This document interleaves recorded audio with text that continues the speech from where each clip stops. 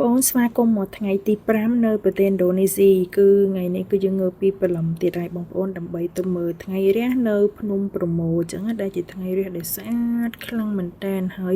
មានគ្រប់ជាតិសាសន៍ចម្រុះតែម្ដងគឺគេជិះឡានស៊ីបដើម្បីទៅមើលថ្ងៃរះឥឡូវនេះគឺយើងបានមកដល់ទីតាំងឥឡូវយើងកំពុងតែដើរទៅរកកាហ្វេញ៉ាំអីដើម្បីថតពូពេលព្រឹកអញ្ចឹងណាបងប្អូនព្រោះវាត្រជាក់ខ្លាំងមែនតែនសូម្បីយើងយកអាវល្ងាពីខ្មែរទៅពីប៊ីជន់ហើយនៅទៅអត់បានដូច្នេះយើងក៏បានជួលកៅអៅគេថែមហើយកៅអៅជួលនោះដូចជា$5បងប្អូនហើយយើងក៏ឆ្លៀតមកទិញស៊ូវនីដែរហើយនៅស្រុកគេនឹងគ្មានកាហ្វេអីឆ្ងាញ់ក្រៅពីកាហ្វេ3 in 1ទេបងប្អូនចាគឺយើងញ៉ាំកាហ្វេ3 in 1ប្រភេទកាហ្វេក្តៅអញ្ចឹងណាពីព្រោះដើម្បីទប់ត្រជាក់ដោយសារនៅស្រុកហ្នឹងគេក៏អត់ញ៉ាំទឹកកកដែរមិនដោយសារតែតំបន់ហ្នឹងត្រជាក់អត់ញ៉ាំទឹកកកណាសូម្បីតែនៅកន្លែងអត់ត្រជាក់នៅបាលីក៏គេអត់ញ៉ាំដែរបងប្អូនគឺភាគតិចមែនតើតើនៅក្នុងម៉ាតអីអញ្ចឹងបានគេមានអាយឡាតេមានអីអញ្ចឹងហើយក៏អត់សម្បូរបែបដែរហើយយើងមកអង្គុយចាំយើងណាបងប្អូនដោយសារតែថ្ងៃវាមិនទាន់រះភ្លាមទេអញ្ចឹងយើងមកអង្គុយលេងគ្នាលេងចាឥឡូវគឺថ្ងៃរះបានមកដល់ហើយបងប្អូនគឺស្អាតខ្លាំងមែនតែម្ដង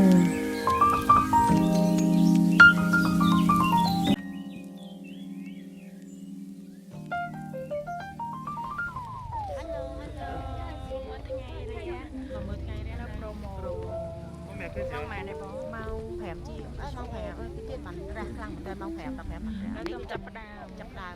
á cái sai tự chuyện lăng bên đây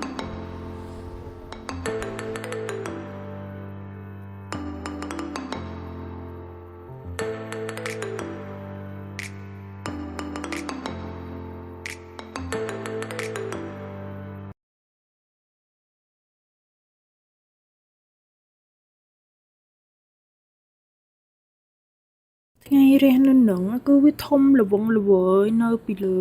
របៀបជួរភ្នំបងប្អូនវាដូចកំរាលមាសជុំវិញខ្លួនយើងដូចយើងនៅហោះហើរនៅលើឋានសួគ៌អញ្ចឹងយើងក៏នៅលើកំពូលភ្នំមួយដែរហើយថ្ងៃហ្នឹងគឺវារះនៅលើកំពូលភ្នំមួយទៀតអញ្ចឹងណាបងប្អូនអញ្ចឹងហើយវាប្រៀបដូចជានៅលើឋានសួគ៌ដែលយើងកំពុងតែហោះហើរគឺស្អាតមែនតើនេះពេលព្រឹកចាប់ផ្ដើមមានពលឺមកហើយអញ្ចឹងណាបងប្អូនថ្ងៃបានរះចិត្តផុតហើយអញ្ចឹងហើយយើងអាចមើលឃើញរៀងកាន់តែច្បាស់អញ្ចឹងណាតិចទៀតគឺឃើញរង្វង់មូលនៃ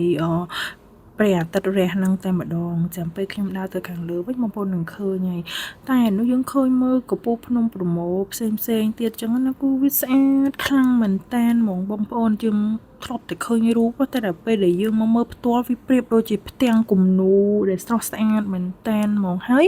ក្នុងអារម្មណ៍របស់យើងវាធូរស្បើយស្រស់ស្រាយមានក្តីសុខតែម្ដងនិយាយទៅម៉ៅនេះគឺអត់ខកបំណងតែម្ដងបងប្អូន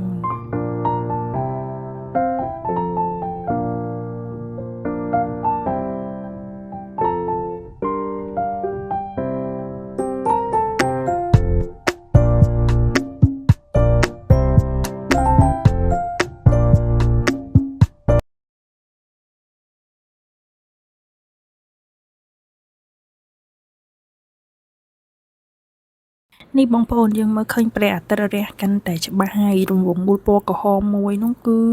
បាញ់ចេញមកមានអារម្មណ៍ថារបៀបថាវាឡើងច្រើនពណ៌មាសហ្មងមានក្រហមមានទឹកក្រូចមានមាសអញ្ចឹងអូយសែតខ្លាំងមែនតើបងប្អូននេះខ្ញុំចង់ selfie ដើម្បីយក background ព្រះអាទិត្យហ្នឹងតែពេលដែលយើងថត selfie យើងទៅគឺចាំងអញ្ចឹងមើលអត់ឃើញអញ្ចឹងយើងបានតែថតនៅកាមេរ៉ាក្រោយទេបងប្អូនយើង selfie យើងមើលអត់ឃើញទេចាវាស្អាតខ្លាំងហ្មងខ្ញុំមិនដឹងយកអីពីអីមកបរិយាយនៅទេសភាពមួយហ្នឹងណា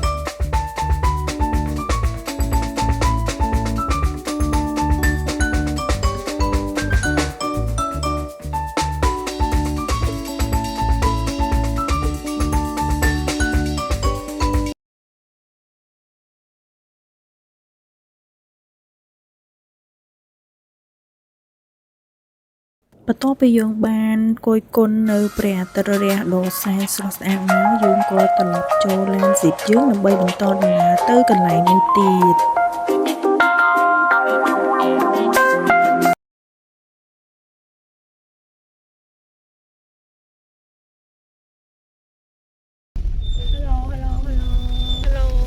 Hello, hello, hello.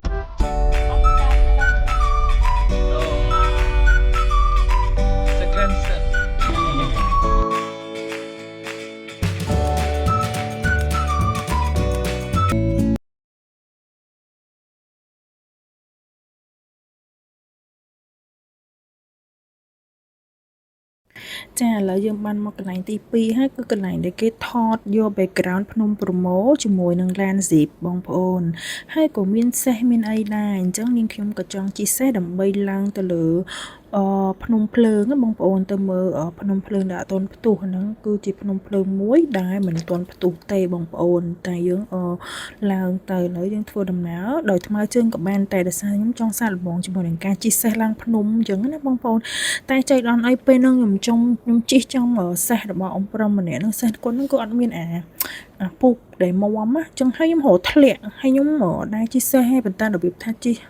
សេះនៅលើខ្នងសេះហ្នឹងគឺខ្ញុំខ្លាចខ្លាំងមែនតើហ្មងរហូតដល់ខ្ញុំអត់ហ៊ានលើកទូរស័ព្ទដើម្បីថតទេបងប្អូនហើយនេះយើងបានមកដល់យើងឈប់កន្លែងចំណតសេះហើយយើងក៏បានធ្វើដំណើរដោយថ្មើរជើងឡើងទៅខាងលើដើម្បីមើលភ្នំភ្លើង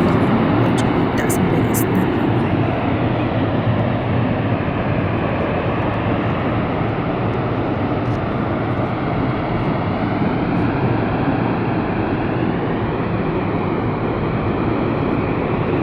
ហើយសំឡេងហ្នឹងគឺមិនមែនជាសំឡេង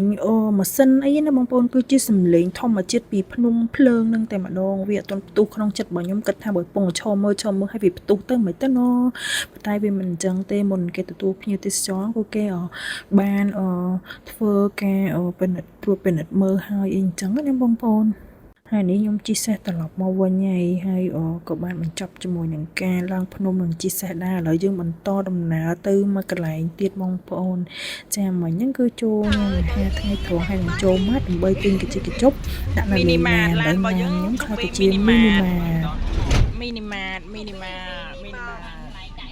ឥឡូវនេះយើងជិះអូប័រឆ្លងទៅកោះទៀតហើយបងប្អូនគឺកោះណូវីណាដើម្បីទៅមើល